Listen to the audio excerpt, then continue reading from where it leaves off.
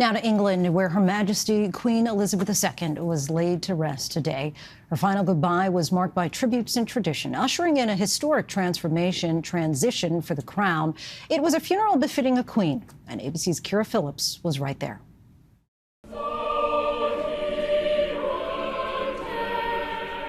Tonight, the final farewell to Queen Elizabeth II.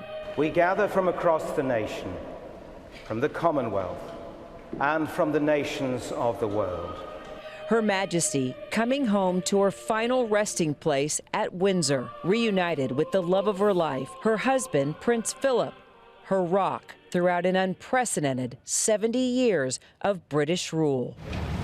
At every step of the way, members of the royal family, the nation, and the world watching in tribute.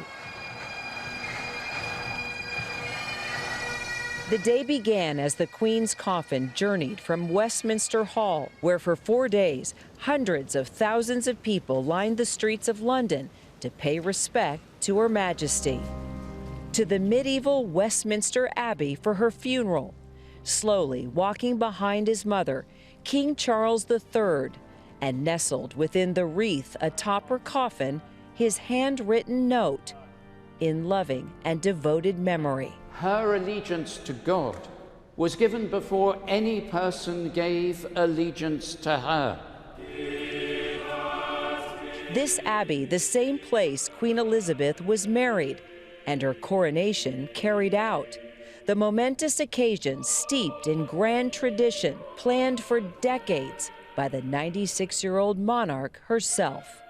Her late Majesty famously declared on her 21st birthday broadcast that her whole life would be dedicated to serving the nation and Commonwealth.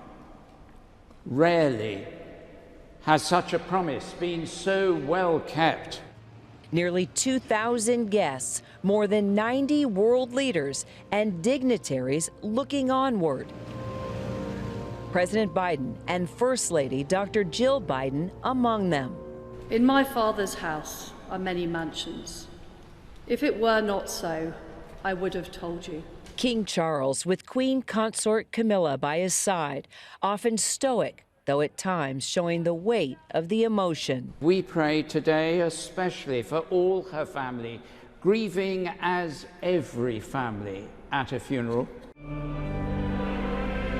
All the Queen's children, grandchildren, and 2 great-grandchildren there in attendance. And Prince George, now second in line to the throne.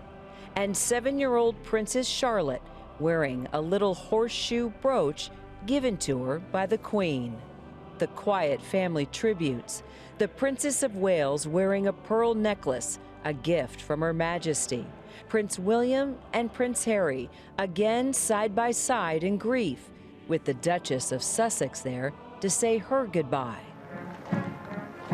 As the funeral bells rang, the coffin traveled for Windsor Castle. Onlookers tossing flowers as the procession moved past. The Queen's coffin then carried into St. George's Chapel, the same chapel where Her Majesty mourned the loss of her Prince Philip just a year ago. The chapel's walls echoing with the sounds of the choir, a sermon about her servanthood, and the Lord's Prayer recited. Thy kingdom come, thy will be done. Windsor Castle, a fitting place for these final moments, a place of refuge for Queen Elizabeth, often seen riding her horses, even her beloved corgis outside the castle today. The end of a journey that began 11 days ago at Balmoral Castle in Scotland, where the Queen peacefully passed away, now reunited with her husband, sister, and parents.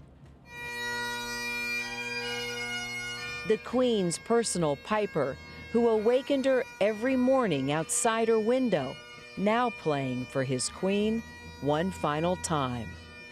Her imperial state crown, scepter, and orb put back on the velvet pillows, signaling the end of her reign. Her late Majesty's broadcast during COVID lockdown ended with, "We will meet again." Words of hope. All who follow the Queen's example and inspiration of trust and faith in God can with her say, "We will meet again." Now, 73-year-old King Charles III, a son stepping up, a new era for a new Britain. God save the King. Phillips joins us now from London. And Kyra, you know, I was going to say what a day it's been of festivities, but really what a 12-day span of tributes and all of this honor and paying tribute to the Queen. You've been there for the entire thing. And of course, we love to talk about women and faith. And so I'd ask you just to kind of reflect on that. I mean, for 70 plus years now, that's all the people there in the UK have known is a woman on the throne. And now we have this big transition. That's exactly what I wanted to talk about. I know that I was asked what stood out this whole week and a half that I've been here, and it's those two things. First of all, I did not realize how faithful the Queen was, and this explains a lot, Lindsay.